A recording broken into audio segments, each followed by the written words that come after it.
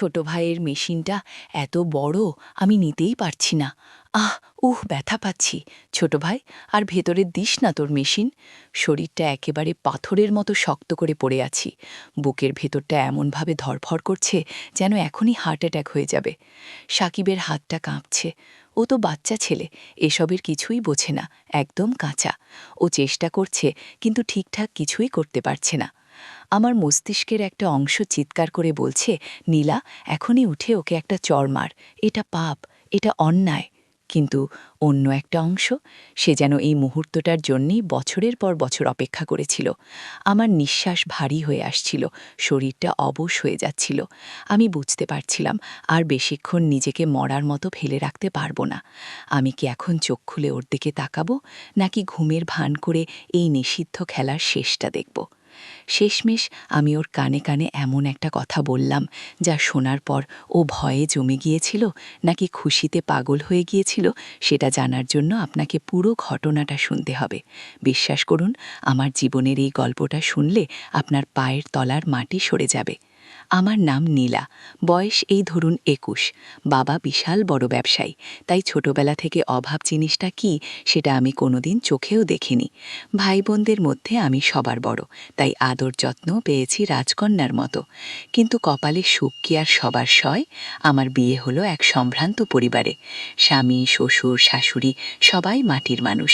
কিন্তু ওই যে বললাম, কপাল। বিয়ের মাত্র ৩ মাস যেতে না যেতেই বরের ছুটি শেষ, সে বাড়ি জমালো সিঙ্গাপুর। আর আমি পড়ে রইলাম এই বিশাল বাড়িতে একরাশ শূন্যতা নিয়ে। স্বামী বিদেশে, তাই আমার দিন আর কাটতেই চায় না। ও দিনে ১-২ বার ফোন দেয় বটে, কিন্তু ওইটুকু কথাই কি আর মনের জ্বালা মেটে? সারাটা দিন আমি একা একা এই ঘর থেকে ওই ঘরে ঘুরে বেড়াই। একটা অদ্ভুত অস্থিরতা আমাকে কুঁড়ে কুঁড়ে খাচ্ছিল। সময় কাটানোর জন্য ইউটিউবে ভিডিও দেখা শুরু করলাম, আর সেখানেই আমার মাথাটা বিগড়ে গেল। অদ্ভুত সব সম্পর্কের গল্প, দেবর, ভাবি, মামি, ভাগ্নে। প্রথম প্রথম শুনে কানে লাগত, ছি ছি করতাম। কিন্তু মানুষের মন বড় বিচিত্র। কখন যে ওই নিষিদ্ধ গল্পগুলোর প্রতি একটা ভয়ানক নেশা তৈরি হয়ে গেল, আমি টেরই পেলাম না। রাতে কানে হেডফোন লাগিয়ে ওই গল্পগুলো শুনতাম, আর কল্পনায় নিজেকে ওই চরিত্রগুলোর জায়গায় বসাতাম। মনে হতো, ইস, আমার পাশেও যদি এমন কেউ থাকতো। ঠিক সেই সময় আমার জীবনে এন্ট্রি নিল সাকিব। সাকিব আমার বরের বড় বোনের ছেলে, মানে সম্পর্কে আমার ভাগ্নে হয়, কিন্তু বয়সেও আমার খুব একটা ছোট না। এসএসসি পরীক্ষার পর ও আমাদের বাড়িতে এসে উঠল কলেজ করার জন্য। আমাদের বাড়ি থেকে ওর কলেজ মাত্র ১০ মিনিটের পথ। ছেলেটা এত লাজুক আর এত বোকা কিসিমের যে আমার দিকে চোখ তুলে তাকাতেও ভয় পেত। আমাদের বাড়ির গঠনটা একটু অদ্ভুত। মাঝখানে একটা বড় ঘর, সেটাকে পার্টিশন দিয়ে ৩ ভাগ করা। এক পাশে আমি থাকি, অন্য পাশে শ্বশুর শাশুড়ি, আর মাঝখানের ঘরটা এতদিন ফাঁকা পড়েছিল। সাকিব আসার পর শ্বশুরমশাই ওই মাঝখানের ঘরে একটা খাট বসিয়ে দিলেন। সাকিব এতে ওখানেই ঘুমাত। ছেলেটা সারা দিন কলেজে ক্লাস করত, বিকেলের দিকে ফিরত, আর রাতে খেয়ে দিয়ে চুপচাপ নিজের ঘরে ঢুকে যেত। কারোর সাথে কথা নেই, কোনো আড্ডা নেই, একদম মাটির মানুষ।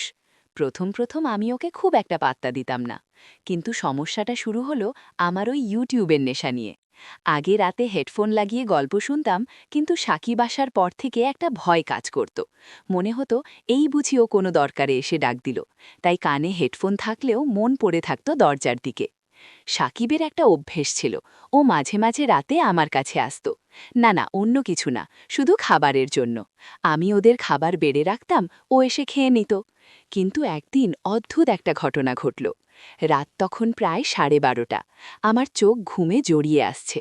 হঠাৎ জানালার ফাঁক দিয়ে একটা চিকন কঞ্চি বা মাছ ধরার ছিপের মতো কিছু একটা দিয়ে আমাকে গুঁতা দিল কেউ। আমি তো ভয়ে লাফিয়ে উঠলাম, ভাবলাম চোর ডাকাত নাকি। দৌড়ে গিয়ে দরজা খুলে দেখি সাকিব দাঁড়িয়ে, হাতে একটা কঞ্চি আর মুখে লাজুক হাসি। আমি ধমক দিয়ে বললাম, কিরে, তুই এই মাঝরাতে জানালা দিয়ে গুঁতা মারছিস কেন? মুখে ডাকলে কি তোর জিভ খসে পড়ত? সাকিব মাথা নিচু করে বলল, না মামি, আসলে ১০-১৫ মিনিট ধরে ডাকছি, তুমি শুনছিলে না। ভাবলাম তুমি ঘুমাচ্ছ, তাই জোরে ডাকলে যদি ঘুম ভেঙে মেজাজ খারাপ করো, তাই রান্নাঘর থেকে এই ছিপটা এনে। ওর কথা শুনে আমার হাসিও পেল, আবার মায়াও লাগল। ছেলেটা এতই বোকা যে জোরে ডাকতেও ভয় পায়। আমি বললাম, আচ্ছা হয়েছে, এখন আয়, খেয়ে নে। ও মাথা নেড়ে বলল, না মামি, আজ আর খাবো না, তুমি ঘুমাও, তোমাকে রোজ রোজ বিরক্ত করি আমার খারাপ লাগে, আমি সকালেই খেয়ে নেব। আমার বুকের ভেতরটা কেমন যেন করে উঠল। ছেলেটা না খেয়ে থাকবে, শুধু আমাকে বিরক্ত করবে না বলে। আমি বললাম, তোর কি মাথা খারাপ? আমি কি তোকে বলেছি আমার কষ্ট হয়? তুই ঘরের ছেলে, তুই খাবি না তো কে খাবে? চল বলছি। সেদিনও আমার ধমক খেয়ে খেল বটে, কিন্তু যাওয়ার সময় বলে গেল, মামি, কাল থেকে আমি পড়ার ঘরেই থাকব, আর দাদু ঠাকুমাকে খাবার দিলে আমাকেও ডেকে নিও, তোমাকে আর রাত জাগতে হবে না। সেদিন রাতে সাকিব চলে যাওয়ার পর আমি আর ঘুমাতে পারলাম না। বিছানায় শুয়ে এপাশ ওপাশ করতে লাগলাম। ছেলেটা এত ভালো, এত কেয়ারিং। আমার স্বামী তো কোনোদিন জিজ্ঞেসও করে না আমার ঘুমের ব্যাঘাত হচ্ছে কিনা। আর এই ছেলেটা আমার ঘুমের জন্য না খেয়ে থাকতে চাইছিল। অজান্তেই সাকিবের প্রতি আমার মনের কোণে একটা নরম জায়গা তৈরি হতে শুরু করল। পরদিন সকাল থেকেই আমি সাকিবের থেকে একটু বেশিই নজর দেওয়া শুরু করলাম। সকাল ৮টা বেজে গেছে, কিন্তু মহারাজের ঘুম ভাঙছে না। আমি গিয়ে ডাকলাম, এই সাকিব, উঠ, কলেজ যাবি না? ও ধড়ফড় করে উঠে বসল। আমার দিকে তাকিয়ে এমনভাবে হাসল যে আমার কলিজাটা কেঁপে উঠল। সেই শুরু। এরপর থেকে ওর খাওয়া, ঘুম, কলেজ যাওয়া সবকিছুর দায়িত্ব আমি নিজের কাঁধে তুলে নিলাম। শাশুড়িমা তো আমাকে দেখে গদগদ, পান চিবোতে চিবোতে বলেন, বৌমা আমার লক্ষ্মী, সাকিবকে নিজের ছেলের মতো দেখে। আমি মনে মনে হাসি। শাশুড়িমা যদি জানতেন আমার মনের ভেতর ছেলের স্নেহ নাকি অন্য কোনো আগুন জ্বলছে। একদিন দুপুরের ঘটনা। সাকিব কলেজ থেকে ফিরেছে, কিন্তু ওর শরীরটা খুব খারাপ লাগছিল। আমি বললাম, কি হয়েছে রে, মুখটা এমন শুকিয়ে আছে যেন? ও বলল, কিছু না মামি, একটু মাথাটা ব্যথা করছে। আমি ওর কপালে হাত দিয়ে দেখি গা পুড়ে যাচ্ছে জ্বরে। আমার বুকের ভেতরটা ধক করে উঠল। দৌড়ে গিয়ে শাশুড়িকে বললাম। শাশুড়ি তো নড়তে পারেন না, বললেন, বৌমা, তুমি একটু জলপট্টি দিয়ে দাও। আমি সাকিবের ঘরে গিয়ে বসলাম। ভেজা গামছা দিয়ে ওর গা মুছিয়ে দিচ্ছি, কপালে জলপট্টি দিচ্ছি। ও চোখ বন্ধ করে শুয়ে আছে। হঠাৎ ও আমার হাতটা খপ করে ধরে ফেলল। আমি চমকে তাকালাম। জ্বরের ঘোরেও বিড়বিড় করে বলছে, মামি, তুমি খুব ভালো, কেউ আমাকে এত আদর করে না, তুমি কেন এত ভালো? ওর ওই তপ্ত হাতের স্পর্শে আমার শরীরে যেন বিদ্যুৎ খেলে গেল। আমি হাতটা সরালাম না, বরং ওর চুলে বিলি কেটে দিতে দিতে বললাম, চুপ কর পাগলা, আমি ভালো না, তুই তাড়াতাড়ি সুস্থ হ। সেদিন দুপুরে আমি আর নিজের ঘরে গেলাম না, সাকিবের পাশেই বসে রইলাম। ও ঘুমিয়ে পড়ল, আর আমি ওর মুখের দিকে তাকিয়ে রইলাম। কি মায়া ভরা মুখ, ঠোঁট দুটো কি সুন্দর। আমার খুব ইচ্ছে করছিল ওর কপালে একটা চুমু খেতে, কিন্তু সাহসে কুলাল না। বিকেলের দিকে জ্বরটা একটু কমল, ও উঠে বসল। আমি বললাম, শোন, তুই আজ রাতে ওই ছোট ঘরে থাকবি না, ওখানে বাতাস ঢোকে না। তুই আজ মাঝখানের ঘরে, আমার পাশের রুমে থাকবি, আমি খেয়াল রাখতে পারব। সাকিব একটু ইতস্তত করে বলল, কিন্তু মামি, দাদু যদি কিছু বলে। আমি বললাম, বাবাকে আমি বুঝিয়ে বলবো, তোর শরীর খারাপ, একা থাকলে যদি রাতে কিছু হয়, কে দেখবে? শাশুড়িমাও আমার কথায় সায় দিলেন, বললেন, হ্যাঁ রে, বৌমা ঠিকই বলেছে, তুই আজ ওখানেই থাক। ব্যাস, লাইসেন্স পেয়ে গেলাম। রাত হল, আমি সাকিবকে ওষুধ খাইয়ে শুয়ে দিলাম। ও মাঝখানের ঘরে, আমি আমার ঘরে। মাঝখানে শুধু একটা দরজা, যেটা আমি ইচ্ছে করেই ভেজিয়ে রাখলাম। রাত তখন গভীর, বাইরে ঝিঝি পোকা ডাকছে, আমার চোখে ঘুম নেই। বারবার মনে হচ্ছে, সাকিব কি ঠিক আছে, নাকি আবার জ্বর বাড়ল? আমি পা টিপে টিপে ওর ঘরে গেলাম। গিয়ে দেখি ও শীতে কাঁপছে, গায়ে কম্বল থাকা সত্ত্বেও থরথর করে কাঁপছে। আমি কাছে গিয়ে ডাকলাম, সাকিব, কষ্ট হচ্ছে? ও গোঙানির মতো শব্দ করে বলল, মামি, খুব শীত করছে, আমাকে একটু ধরবে? আমার আর হিতাহিত জ্ঞান রইল না। আমি বিছানায় উঠে ওর পাশে শুয়ে পড়লাম, ওকে শক্ত করে জড়িয়ে ধরলাম। আমার শরীরের গরমে ও একটু শান্ত হল, কিন্তু আমার অবস্থা তখন কাহিল। ওর শরীরের সাথে আমার শরীর লেগে আছে, ওর নিঃশ্বাস আমার ঘাড়ে এসে পড়ছে। আমার ইউটিউবের সেই নিষিদ্ধ গল্পগুলো যেন বাস্তবে রূপ নিচ্ছিল। কিছুক্ষণ পর সাকিবের কাঁপুনি থামল। আমি ভাবলাম এবার উঠে যাই, কিন্তু ও আমাকে ছাড়ল না, উল্টো আমাকে আরও শক্ত করে জড়িয়ে ধরল। আমি বুঝতে পারলাম ওর হাত দুটো আর স্থির নেই। জ্বরের ঘোরেই হোক বা ইচ্ছেকৃত, ওর হাত আমার পিঠ বেয়ে নিচে নামছে। আমি বাধা দিলাম না, বরং আমিও যেন এই মুহূর্তটার জন্যই অপেক্ষা করছিলাম। আমি ঘুমের ভান করে পড়ে রইলাম, দেখতে চাইলাম ও কি করে। সাকিব ভাবল আমি ঘুমিয়ে গেছি, ও সাহস পেল। ওর হাতগুলো এবার বেপরোয়া হয়ে উঠল। ও তো একদম কাঁচা, আনাড়ি হাতে আমাকে স্পর্শ করছিল, কিন্তু ওই আনাড়ি স্পর্শেই আমার সারা শরীরে আগুন ধরে যাচ্ছিল। আমি বুঝতে পারছিলাম আমি আর নিজেকে সামলাতে পারছি না। আমার নিঃশ্বাস আটকে আসছিল।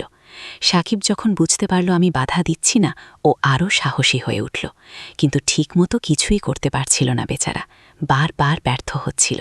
আমার মনে হচ্ছিল এভাবে চললে তো সারা রাত পার হয়ে যাবে। আমার ধৈর্যের বাঁধ ভেঙে গেল।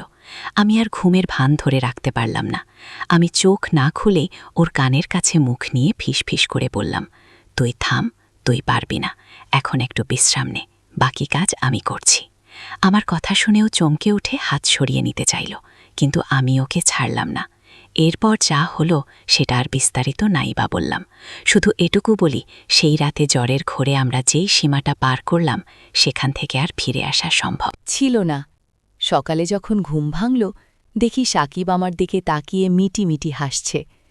ওর চোখে আর সেই লাজুক ভাবটা নেই, বরং একটা জয়ের আনন্দ। আমি ওকে ধমক দিয়ে বললাম, শোন, কাল রাতে যা হয়েছে সেটা ভুলে যা, আর খবরদার দিনের বেলা কখনো এসবের চিন্তাও করবি না। কেউ যদি একবার টের পায়, তোর আর আমার দুজনেরই জীবন শেষ হয়ে যাবে। সমাজ আমাদের জ্যান্ত পুঁতে ফেলবে, বুঝতে পারছিস? সাকিব বাধ্য ছেলের মতো মাথা নাড়ল, বলল, আমি সব বুঝি মামি, তুমি যা বলবে তাই হবে। সেই থেকে আমাদের এই গোপন সম্পর্ক চলছে। দিনের বেলা আমরা একদম স্বাভাবিক, ও আমার ভাগ্নে, আমি ওর মামি। ও আমাকে সম্মান করে, আমি ওকে স্নেহ করি। কিন্তু রাত হলেই আমাদের সম্পর্কটা অন্য রূপ নেয়। দরজার ওপাশে কি হয় সেটা শুধু ওই চার দেয়াল জানে। আমি জানি আপনারা অনেকেই আমাকে ছি ছি করছেন, ভাবছেন আমি কত বড় পাপী, স্বামীর সাথে বিশ্বাসঘাতকতা করছি। কিন্তু বিশ্বাস করুন, একাকিত্ব যে কি ভয়ঙ্কর জিনিস সেটা যার নেই সে বুঝবে না।